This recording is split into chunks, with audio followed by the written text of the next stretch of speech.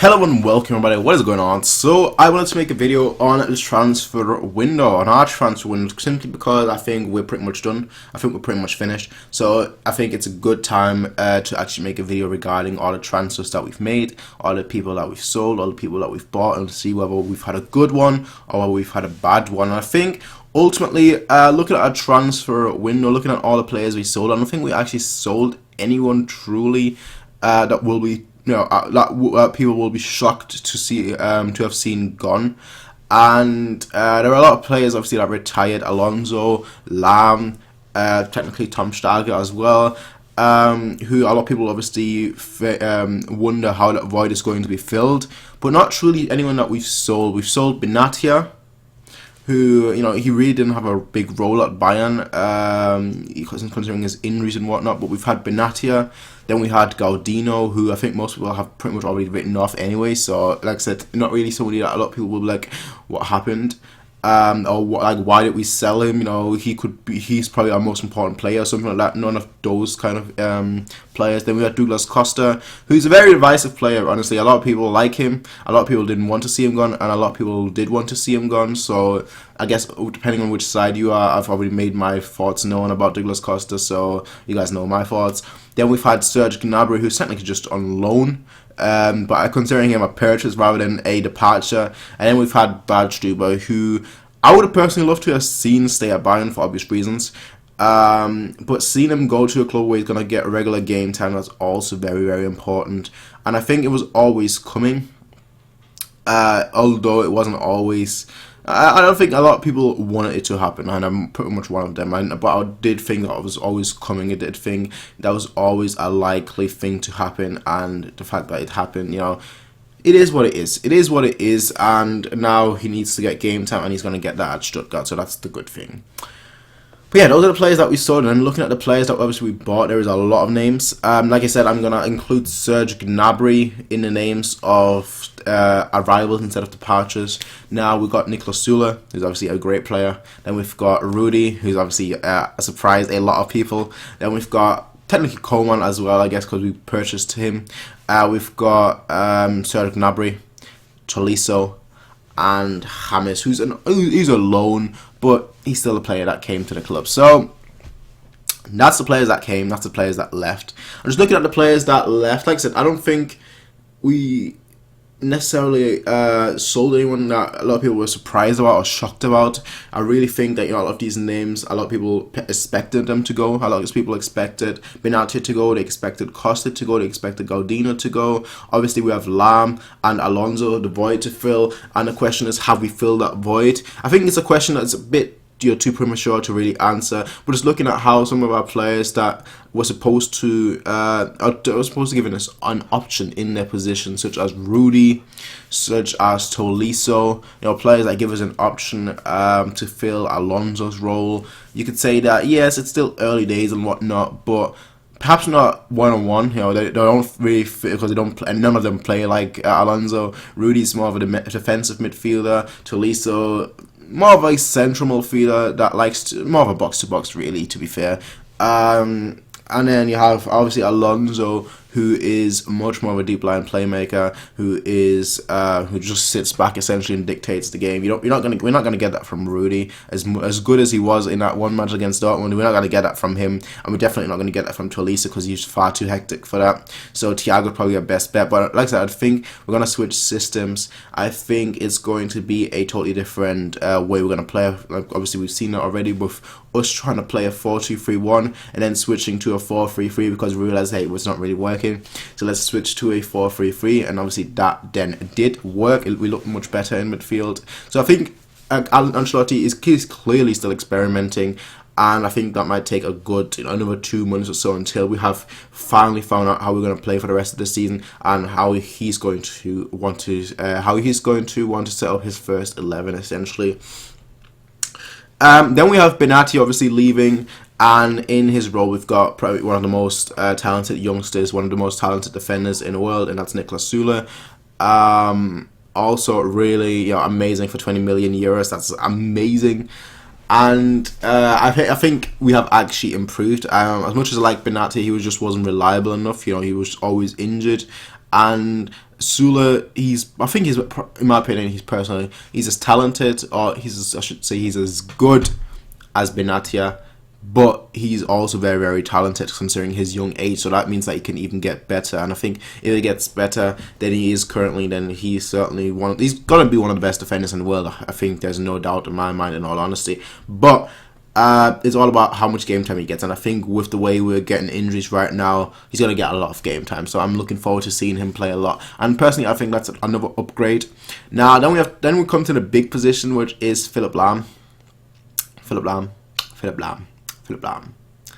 My favorite football player. I don't know whether ever, but definitely my favorite football player in like the last 5-6 years or so. It would be difficult between Philipp Lahm and Oliver Kahn.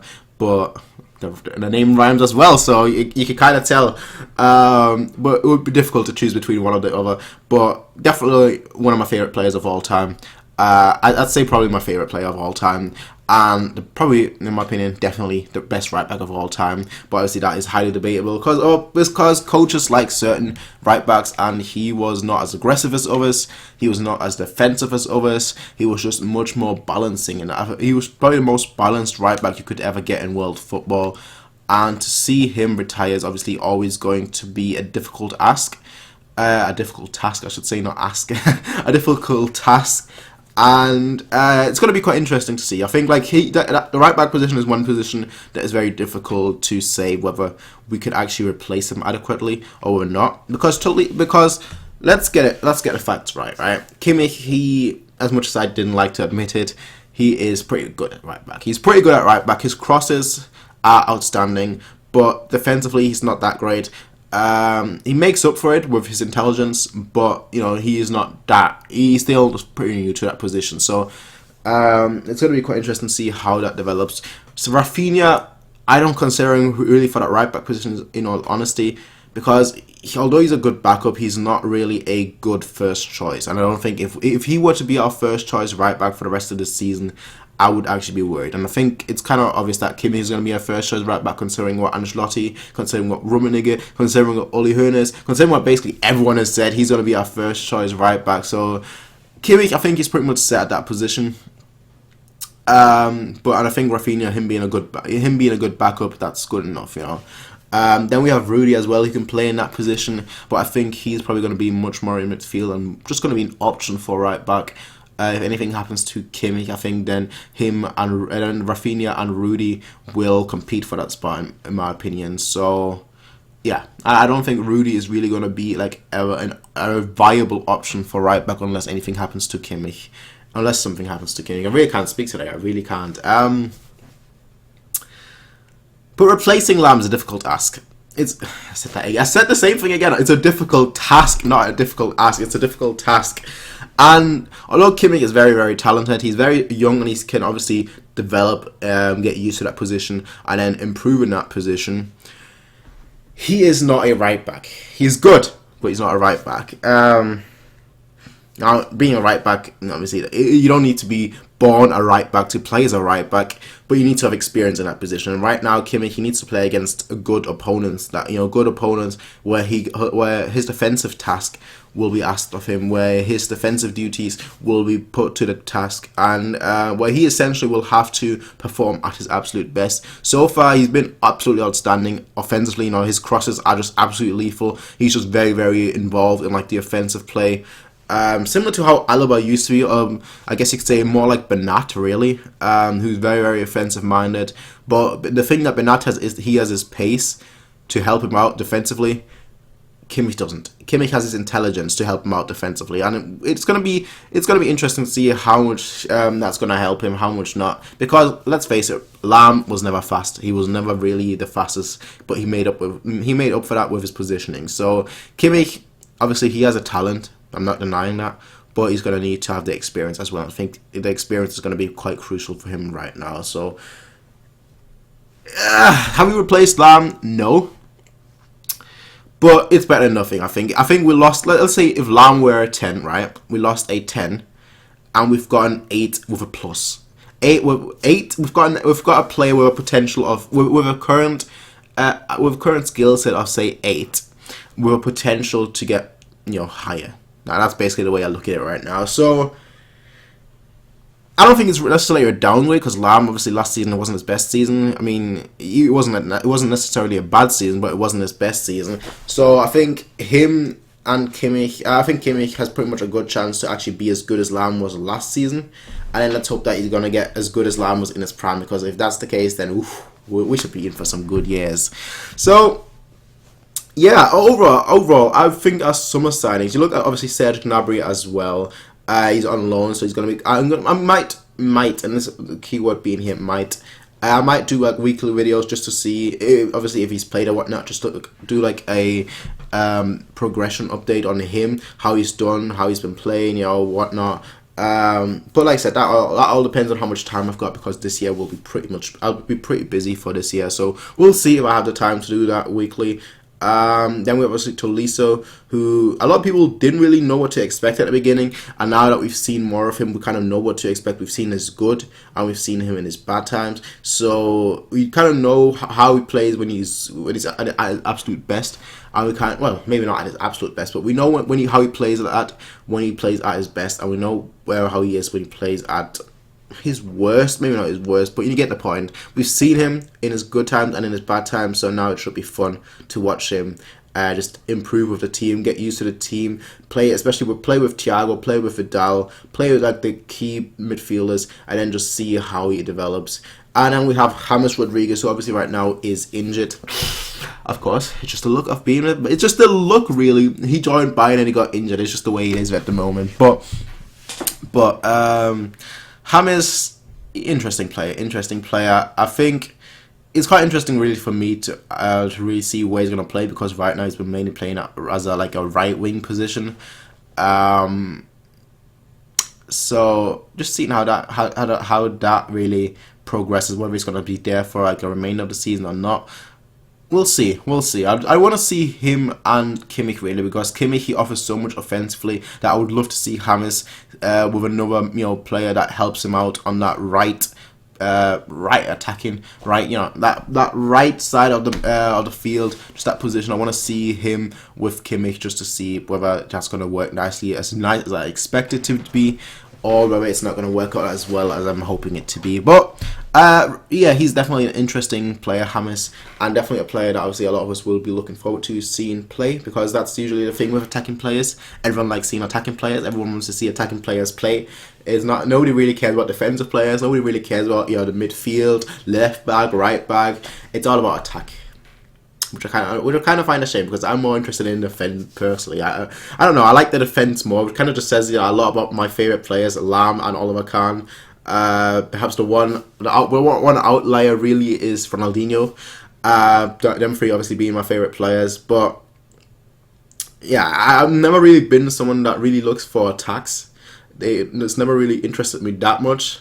I don't know why. It's just the way it is, I guess. But yeah, we've got a lot of interesting players. We've signed a lot of interesting players. A lot of these names people were familiar with. A lot of these names people weren't familiar with. Kingsley Coman as well, obviously now being permanently at Bayern. Good move, very good move in my opinion.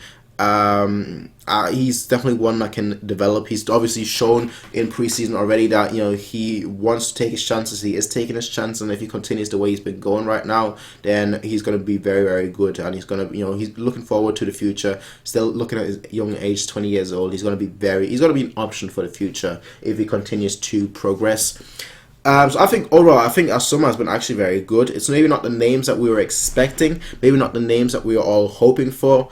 But I think definitely a very good summer. I think looking at it, we definitely not necessarily improved in every single position, but we've definitely got alternatives and definitely got options now for each position that we lost players in. So overall, I think it's a very good summer. And obviously, the one name that potentially could leave us still is Renato Sanches. If he leaves, I still think it's going to be a very good summer. But I don't think he's going to leave. I want to see him go on loan personally, because now with Rudy there, and obviously with the way Rudy has played, it's still early days, obviously. But if Rudy continues to play like he did against Dortmund, then I could definitely see Sanchez go on loan. Because I think if our midfield is so stacked, then he needs to get game time. He needs to get game time. I'm hoping that he goes on loan. I already said I'm hoping he goes on loan to a Bundesliga club so that he can integrate into the language, so that he can integrate into the culture, and then ultimately he can when he comes back he'll be more used to Germany. That's a question in of itself, because obviously Bayern. I'm not talking about the club Bayern. I'm talking about the state Bayern is a lot different than most of over Germany. So I guess you could argue that you need to go to a club in Bayern, so perhaps that's the case. I don't know. I don't really know where he could go on loan. Really, a lot of us were hoping, obviously, with Hoffenheim, but I don't think that's really gonna be a club where you're gonna get a lot of experience from. But I just want him to go on loan so he could get game time. Honestly, that's all I'm hoping for, and he needs to get game time right now to develop and to improve. He's still 18 years, 19 years old, so he's still very, very young. And there's a lot of hopes, a lot of money that has been invested into him. So I think right now what he needs is a lot of game time. That's just my personal opinion though, ladies and gentlemen. Tell me what you guys think overall of the summer. Has it been a good summer? Has it been a bad summer? Do you think we've adequately replaced or maybe not necessarily replaced, but improved upon the positions? I think yes. Perhaps a few positions there's an asterisk for now, but I think overall we've done very well. I think overall we've looked at players and positions that we needed to fill, and then we've done that. So tell me what you guys think though, ladies and gentlemen. There is going to be a few interesting videos coming up this week. One day, I don't know when exactly, I think either Saturday or Sunday. I'm not 100% sure yet. I'm going to do a quiz. We're going to do a live stream. We're going to do a quiz. I want to see if that works or not, doing a quiz in a live stream. So follow me on Twitter or join the Discord. The links are obviously in the description down below if you're interested. And I'll give like an update or video. Not an update video, but I'll give like updates on there on Twitter or Discord.